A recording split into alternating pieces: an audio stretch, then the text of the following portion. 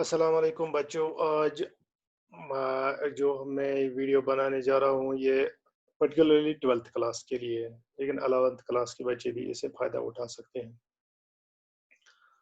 आज हमारा particular topic जो है वो हम सिंगल इनहेरिटेंस पर कुछ एग्जांपल सॉल्व करेंगे। तो सिंगल इनहेरिटेंस हमारा टॉपिक है। इस टॉपिक को डील करने से पहले हम इनहेरिटेंस के बारे में हम एक डिटेल्ड रिवीजन यहाँ पर आपके सामने रखते हैं। देखिए, ये जो पेज मैं आपके सामने रख रहा हूँ ये इनहेरिटेंस से हम शुरू करेंगे। तो इनहेरिटेंस में ज़रूरी है कि इसमें बेस क्लास भी हो, डिराइव्ड क्लास भी हो। यहाँ पर एक क्लास से काम नहीं चलेगा। इनहेरिटेंस इनहेरिटेंस का मतलब ये है कि we inherit something from the upper class और बेस क्लास, और जहाँ पर हम उसको इनहेरिट करते हैं उसको हम कहते हैं डिराइव्ड क्लास। तो हमने इनहेरिटेंस को ब्रॉडली क्लासिफाई किया था इन इन दीज टाइप्स। उसमें एक है सिंगल इनहेरिटेंस, सेकंड है मल्टीपल इनहेरिटेंस, और थर्ड मल्टी लेवल इनहेरिटेंस, फिर हायरार्किकल इनहेरिटेंस, और उसके बाद हाइब्रिड इनहेरिटेंस। तो आज का जो हम पर्टिकुलरली हम जो इसमें डिस्कशन करने जा रहे हैं वो सिंगल इनहेरिटेंस पर। थोड़ा मैं आगे चलता हूँ। मैं अपने अप्रोप्रिएट पेज पर जाने की कोशिश कर रहा हूँ जहाँ पर मैं सिंगल इनहेरिटेंस पे एक डिटेल डिस्कशन हम करेंगे। देखिए, सिंगल इनहेरिटेंस में क्या है। In single inheritance, the derived class is derived from single base class. इसको सिंगल इनहेरिटेंस इसलिए कहते हैं कि इसमें एक ही डिराइव्ड क्लास होता है और एक ही बेस क्लास होता है। यहाँ पर ए हमारा एक बेस क्लास है और बी जो है ये हमारा डिराइव्ड क्लास है। तो इस किस्म की इनहेरिटेंस को हम कहते हैं single inheritance. In such a type of inheritance in which one derived class is derived from a single base class। तो यहाँ पर हम एक एग्जाम्पल प्रोग्राम से इसको अंडरस्टैंड करने की कोशिश करेंगे। तो ये program example of a single inheritance with base class access control as public. यहाँ पर हम एक्सेस कंट्रोल जो है वो पब्लिक रखते हैं, क्योंकि क्लास को जब हम इनहेरिट करेंगे तो इनहेरिट करने के लिए भी हमने क्या करना है कि हमने एक्सेस स्पेसिफिकेशन देनी है। एक्सेस स्पेसिफिकेशन देनी है कि इस क्लास को एक अपना ही क्लास एक एक्सेस कर सकता है। तो जो हमारा बेस क्लास है यहाँ पर जो ए है, ए को सिर्फ बी ही एक्सेस करना चाहिए, तब सिंगल इनहेरिटेंस जो है वो इम्प्लीमेंट यहाँ पे होगी। अदरवाइज उसका जो कंसेप्ट जो है वो वहां पे यहाँ पे जाया होता है। मैंने ये प्रोग्राम यहाँ पे लिया है, example of a single inheritance with base access control as public. चलिए हम प्रोग्राम में चले जाते हैं। सबसे पहले हम यहाँ पे हेडर फाइल डाल देते हैं, हैश इंक्लूड iostream.h। उसके बाद हम एक अपना बेस क्लास, जैसे नाम से ही जाहिर होता है कि क्लास ए, क्लास यहाँ पर एक कीवर्ड है और ए जो है ये क्लास नेम है। उसके बाद हम क्लास के अंदर चले जाते हैं ब्रेस ओपन करके। यहाँ पर हम दो वेरिएबल लेते हैं, इंट आई जे। उसके बाद जो है इंट आई जे जो है ये इसके प्राइवेट मेंबर्स हैं, क्योंकि हमने यहाँ पे प्राइवेट कीवर्ड नहीं लिखा, by default they are private. उसके बाद हम एक फंक्शन डाल देते हैं void set int a int b। हम ए बी के वैल्यू यहाँ पर डालना चाहेंगे, तो इनके लिए हम क्या करते हैं कि इस फंक्शन को हम पब्लिक रखेंगे, क्योंकि हमने जैसे पहले भी पढ़ा है कि क्लास के अंदर जितने भी फंक्शंस हम रखते हैं, मेथड्स हम रखते हैं, उनको हम पब्लिक ही रखते हैं ताकि उनको हम आउटसाइड क्लास एक्सेस कर सकें, इनिशियलाइजेशन कर सकें। तो हम इस फंक्शन में सेट फंक्शन में चले जाएंगे तो हम आई को ए डाल देंगे और जे को हम बी डाल देंगे। सेट ये फंक्शन डाल के यहाँ ए बी का वैल्यू हम बाहर से लेंगे। फिर यहाँ पे फंक्शन क्लोज होती है। फिर हमने जो आई जे के जो वैल्यू हमने डाल दिए ए बी उनको हमने शो करना है। तो हमने एक फंक्शन यहाँ पे डाली है वाइड शो। तो इसके अंदर हमने सी आउट आई और जे को हमने डिस्प्ले करने का मकसद है और यहाँ पे हमने इसको क्लोज किया और यहाँ हमने क्लास को क्लोज किया और टर्मिनेटर लगा दिया। यहाँ तक एक क्लास जो हमने बनाई बेस क्लास ए, इसमें हमने एक फंक्शन सेट वेरिएबल्स के लिए, वो दूसरी जो है वो वेरिएबल शो करने के लिए। ठीक है, तो चलिए हम क्लास बी बनाते हैं। क्लास बी यहाँ पे हम इसको इनहेरिट करेंगे कॉलन ए से, यानी क्लास नेम ए से क्लास बी कॉलन ए। हम यहाँ पे पब्लिक ए लिखते हैं, अगर पब्लिक ना भी लिखेंगे कॉलन ए लिख देंगे तो इसका मतलब क्लास बी जो है it inherits class A, public A inherits class ए। फिर हम क्लास बी के अंदर चले जाते हैं। यहाँ पर हम एक वेरिएबल और एक वेरिएबल हम के लेते हैं, इंट के। हमने इंटीजर टाइप के वेरिएबल लिया। फिर हमने यहाँ पे एक फंक्शन बनाई पब्लिक कीवर्ड देके बी इंट एक्स। ये क्यों हमने बनाई? क्योंकि हमने जो है के को इनिशियलाइज करना है। हमने एक्स के को दिया और हमने वॉइड शो के, और जो के को शो करने के लिए हमने ये यहाँ पे एक फंक्शन डाल दी सी आउट के।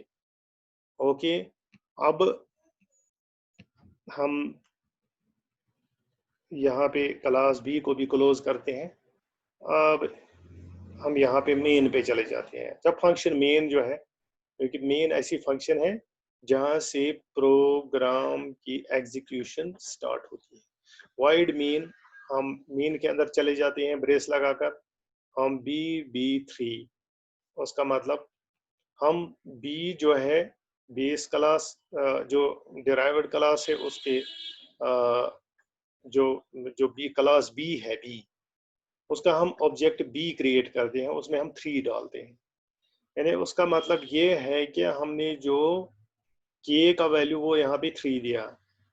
फिर बी डॉट सेट 1 2, तो हमने क्या किया कि यहाँ पर सेट जो फंक्शन है ये बेस क्लास की है, ये डिराइव्ड क्लास है, क्लास ए की है।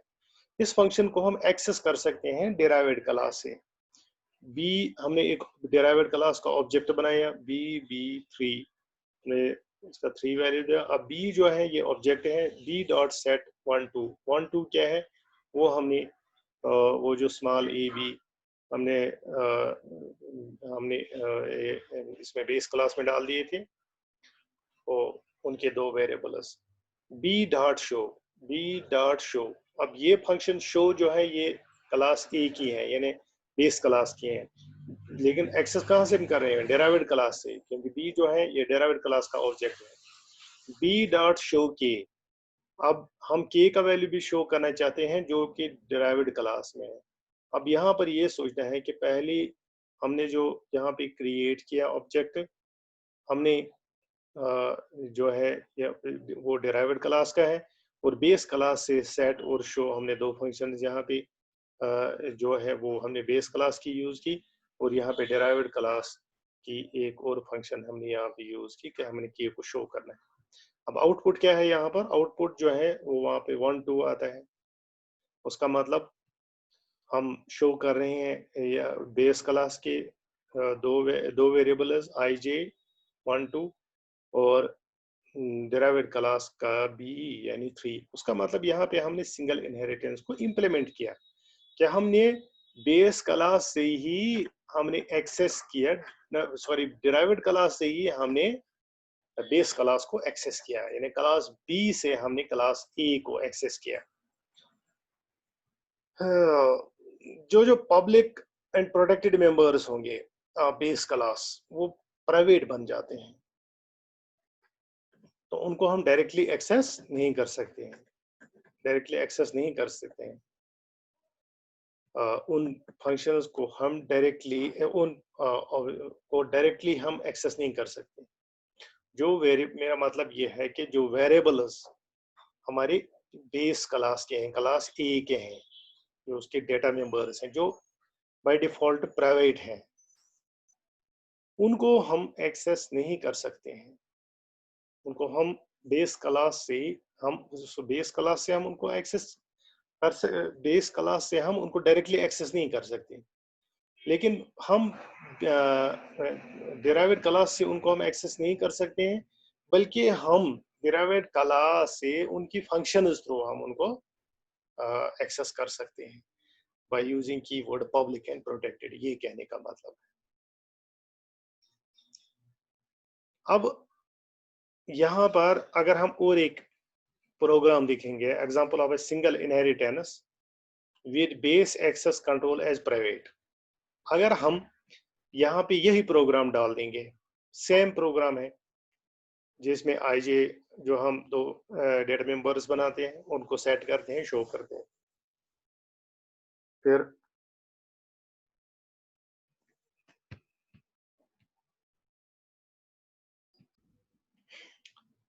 फिर हम एक डेराइव्ड क्लास बनाते हैं, क्लास बी, वो ए को इनहेरिट करता है लेकिन प्राइवेटली।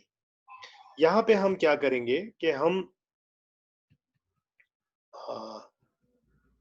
ये प्रोग्राम सेम इसी तरह से लिखते हैं जैसे हमने पहले लिखा, और उसके बाद हम जब मेन के अंदर चले जाते हैं फिर वही कहानी।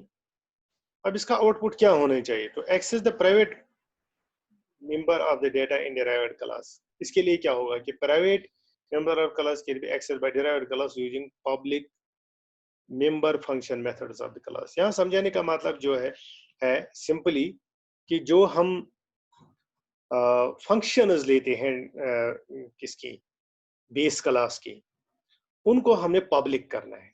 अगर हम इनको पब्लिक नहीं करेंगे तो हम बेस क्लास से हम बेस क्लास के फंक्शंस डिराइव्ड क्लास से भी फिर हम एक्सेस नहीं कर पाएंगे, या इसके प्राइवेट वेरिएबल्स जो हैं उनको हम नहीं एक्सेस कर पाएंगे प्राइवेटली भी।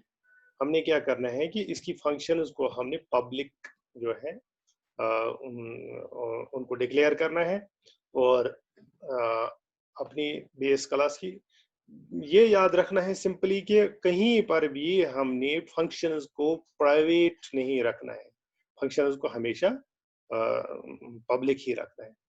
और ये आज हमने प्रोग्राम देकर हमने सिंगल इनहेरिटेंस को समझाया। तो इंशाल्लाह हमारा कल का जो टॉपिक होगा, नेक्स्ट टॉपिक जो हमारा होगा वो मल्टीपल इनहेरिटेंस का होगा।